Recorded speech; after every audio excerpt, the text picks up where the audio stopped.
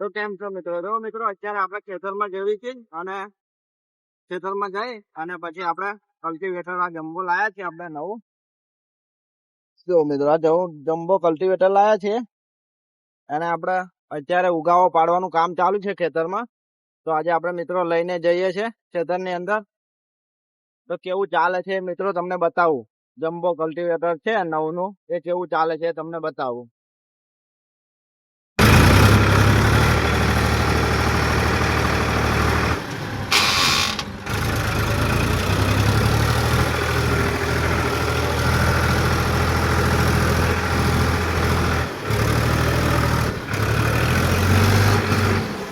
મિત્રો આપણે કેટલું ટ્રેક્ટર અંદર જાય છે અને જો પાછળ બતાવી દઉં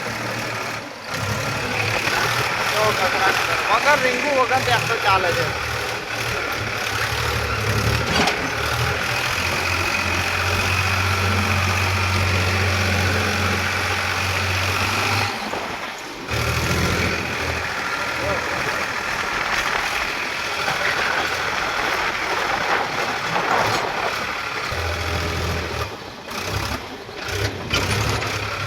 જો મિત્રો અહીંયા સુધી તો આવી ગયા અને આ બધું ફળ આપણે પાડવાનું છે. આ ઉગાવો છે આ બધો આપણે પાડવાનો છે. ચાલો મિત્રો તમને બતાવું. તો જો મિત્રો અત્યારે આપણે લગાવી દઈએ કલ્ટિવેટર અને ચાલુ કરીએ. આપણે જો આપણે લગાવી દઈશું અને આ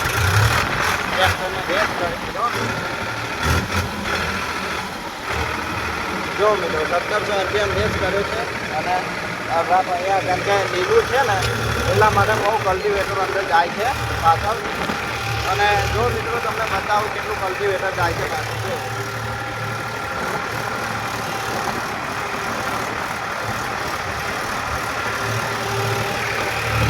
અને એક નંબર રિઝલ્ટ છે. જો મિત્રો આ જમ્બો કલ્ટિવેટર બતાવું.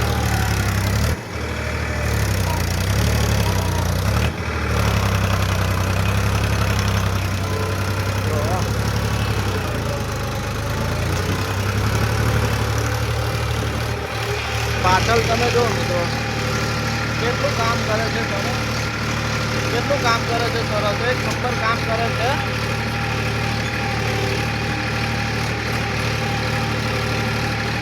અને જો મિત્રો આપણે પહેલો રાઉન્ડ માર્યો એ પણ બતાવી દઉં તમને. તો જો મિત્રો આપણે પહેલો રાઉન્ડ માર્યો અને જો કંઈક આવું કામ કરે છે પાછળ. અને જમ્બો કલ્ટિવેટર છે એટલા માટે પાછળ કંઈક આવું કામ કરે છે. જો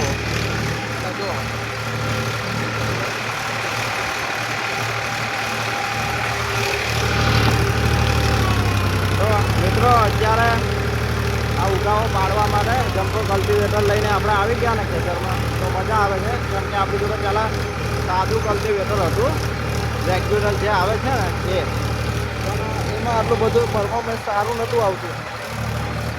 અને આમાં એક નંબર પરફોર્મન્સ છે કેમ કે આ ઉગાવાને રવા જ નથી દેતું, બિલકુલ પાડી દે છે નીચેથી.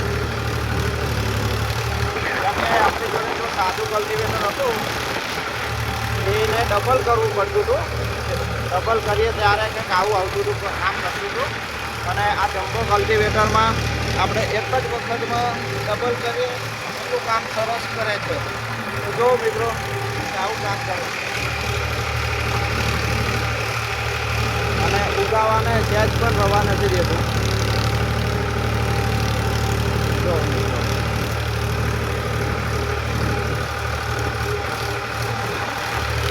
તો મિત્રો તમને અમારો બ્લોગ ગમ્યો હોય તો લાઈક કરો, શેર કરો, સબસ્ક્રાઈબ કરો. અને આપણે નવા બ્લોગ જોઈએ. અને હવે બ્લોગ આપણા રેગ્યુલર આવશે કેમ કે વરસાદનું વાતાવરણ હતું એટલા માટે બ્લોગ નતા આવતા. અને હવે વાતાવરણ થઈ ગયું તો હવે બ્લોગ આવશે. જો વાતાવરણ કેટલું મસ્ત થઈ ગયું છે.